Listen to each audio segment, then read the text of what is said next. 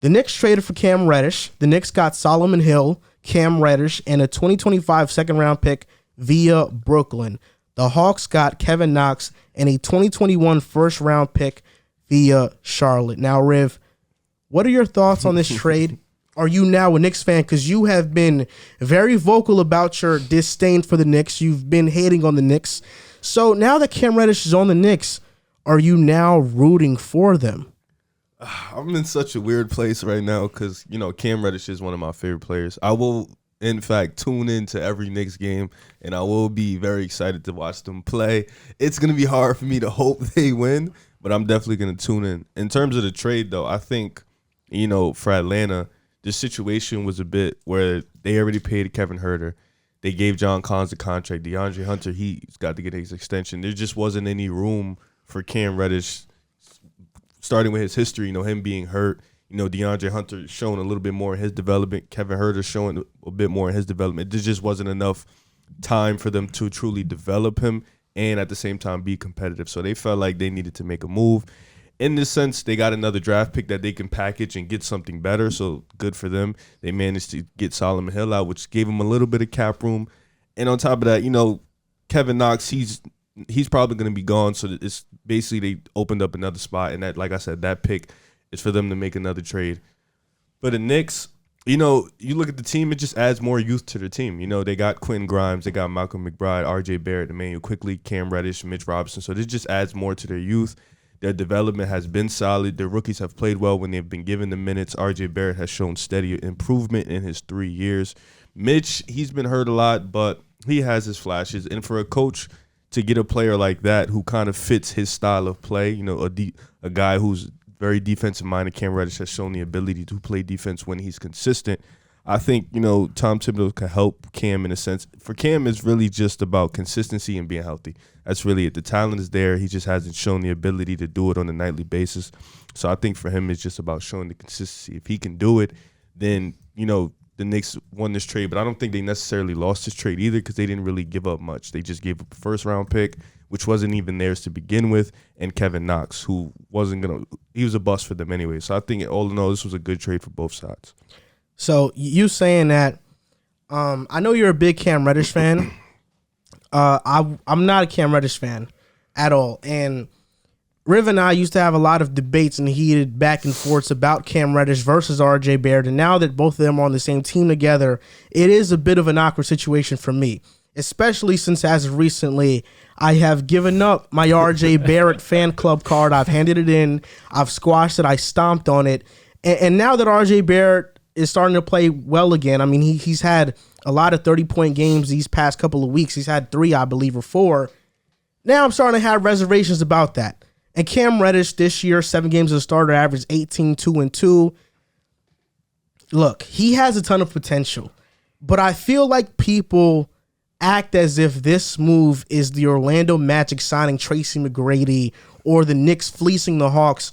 We're going to talk about the Hawks next segment. But I don't know if this was a fleecing. Cam Reddish is still a project player. And although he's better than Kevin Knox, and I know he's better than Kevin Knox, him and Kevin Knox are from the same mold. Their motor is non-existent at times. Defensively, they get lost. Cam Reddish has the potential to be a great defender, but he's not a good defender because he's not consistent enough on the defensive end. And it's just really the motor issues for me. I don't know why anybody's jumping the gun and saying Atlanta lost this trade yet. It's too soon to say that. But for Cam Reddish, the good is that he's 6'8". He has a 7'1" wingspan. I mean, he looks like a superstar player. You look at him, he's a guy you build my career on my part and you use him to try to be the best person you could be on 2K. But this season, he's averaging 12 points per game, shooting 40% from the field, 38% from 3, which is really great. But he's shooting 28% on pull-up threes, 34% on off-the-bounce threes, 30% of his shots come from the mid-range, and he shoots 30% from there. He still takes way too many mid-range shots that he shouldn't be taking, and he's shooting 57% at the rim, which is not good for somebody who's 6'8" and has a 7'1" wingspan. He still shies away from contact. Defensively, he's undisciplined, he's jumpy, he misses box outs, and this season, he has a minus 17.4 point differential when he's on the floor. He's a minus on offense. He's negative on defense. And I know some people will say, well, it's the Hawks are bad. I mean, last year he had around the same point differential defensively. So defensively last year, he wasn't helping the Hawks. This year, he wasn't helping the Hawks. I know people have a lot of thoughts about how we're gonna allocate the minutes, and personally, I don't think that's that big of an issue. I mean, Quentin Grimes, probably his minutes get taken away. You know that Burks, Fournier, RJ, Randall, and Mitchell are going to play. The next guys up are Quickly and Cam for me, and OB, and those three guys are going to get minutes, in my opinion, or at least they should, until Derrick Rose comes back. I think the minute allocation doesn't become a problem until Derrick Rose comes back. I still think that Leon Rose still has another trick up his sleeve. I wouldn't be opposed to trading Fournier. I know he's come alive as of recently, but I wouldn't be opposed to it. All in all, this was a low risk, high reward move, and the Knicks now have RJ Barrett and Cam Reddish. We just need Zion, and we have the 18-19 Duke Blue Devils in New York. And I know Zion would love New York, and I think Zion comes to New York eventually. And by next year, the best case scenario as a Knicks fan, RJ Barrett takes that leap and surpasses Randall this season. Cam Reddish shows that he can be a starter. Then in the offseason, we trade for Zion Williamson, and next year we go into the Garden with RJ, Cam, and Zion. That's my hope. That's what I think could have happened, and I would love if it did. But yeah, this is a low-risk, high-reward move, and we, like you said, we didn't risk much. It was a first-round pick that wasn't ours, and Kevin Knox, who's been a bust for us. So all around, this was a good move. Well, for one, don't forget Trey Jones in that 2018-19 Duke team, because he was there as well. But he could definitely be our point guard. His brother Tyus has been killing in Memphis, but we'll talk about that later. If it's for Zion, yeah, you get Trey Jones too. Tyus is looking good right now. The one thing though with the Knicks, it was a great opportunity for them, because for a while now Atlanta's been looking to trade Cam Reddish or something. Because for Travis Schlenk, their GM, he kept this team together. And they start the year slow, the same way they did last year. And with the trade deadline approaching, he needed to do something. And like with Cam Reddish, he's such a strange player. He's so talented, but he has this ambition as if he's a star, taking the certain shots. Like the mid-range twos you're talking about, he's really bad from mid-range, 27, 28%, I believe. And he takes 2 of them a game. And it's just the contested twos that aren't good looks. He should be taking more threes. He's shooting threes well this year, career high easily. Just like I feel like he feels like right now he is more than what he actually is, like what he's bringing to the table. And it's like he's kind of got to get a little bit of humble pie. So with Tibbs, I think he can discipline him more. Cause I feel like he needs that. He's raw, not only like in terms of the way he approaches the game, but mentally. I feel like he can mature as a player as well. And I feel like with Tibbs, he could do a pretty good job with that. And also just a new opportunity for him in a different place, playing with RJ. That's really exciting at minimum.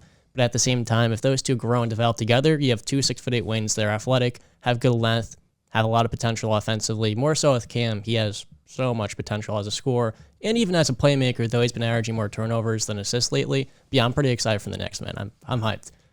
I pretty much agree with everybody at this table. Cam Reddish is a solid player. I mean, to what you guys alluded to, he's shooting 38% from 3. So he's shown improvement in that area. He's shown that he can improve. And then with what John said, I mean, being with Tom Thibodeau, who's a defensive-minded coach, maybe he can get that out of him. I mean, we've seen this when certain players go to other situations, like Andrew Wiggins with Golden State. They unlocked his defensive potential that we all knew that he had, but he didn't have the discipline or the mindset to approach it that way. So maybe we can see that from Cam Reddish. But it is a low risk, high reward move. I mean, he's only 22 years old, 6'8" wing, and it's good because right now he's shown as a starter, he's averaging 18 points, 2 rebounds, 2 assists. So he's shown the ability to start, and then he's just young. He's 22. He hasn't really reached his full potential. I mean, we don't really know what his ceiling is, but being in a new environment with somebody who he played with in college may certainly help. And I think in some types of way, I think that this could maybe lure Zion to New York, because I've seen Zion before. He was very adamant in his interviews about playing for the New York Knicks and playing in the Garden, and he basically flat out said he flat out said, I would like to play with this is my favorite place to play. And if it wasn't for New Orleans, we know that Zion's heart, he really wants to play in New York, and you getting those 2 guys that he was with in college, I mean, I think that's like a move that we're not like anticipating it to be that type of way. Like we're not anticipating for Zion to come on the Knicks because of this, but you bring in RJ Barrett and Cam Reddish together along, it would be nice to see those three together. But yeah, he's shown improvement, and like you guys said, I mean, right now he's raw, but he's gotten better. His points per game has gone up as well. So I like this move for the Knicks. You pretty much gave up nothing, and if everything pans out and he reaches his potential, this was a low risk, high reward move that could benefit them in the future. I mean, I think Leon Rose and Scott Perry have done an amazing job with the Knicks so far. In the draft, we've hit on late draft picks. Emmanuel Quickley was one of them. Quentin Grimes, Deuce McBride. Even Jericho Sims. Like, Jericho Sims has shown some flashes. He could be a really good rotational piece. The Hawks wanted Quentin Grimes in this deal via Ian Begley, and we didn't trade him. Instead we traded Kevin Knox, and now we still have Quentin Grimes, who has a lot of potential to be a very good 3-and-D player in this league. I think this was a fantastic move, but I just want to preface this. In Cam Reddish's first 2 seasons, he shot under 40% from the field and shot 33% from 3 in his first season, and 26% from 3 in the second season.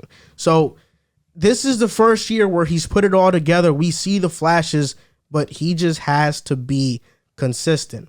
RJ Barrett, though, has been good. What are you about to say? What are you about to say? You got to add context to that, because context to him is shooting bad. No, listen. In his first season, he played like shit the first half of the season.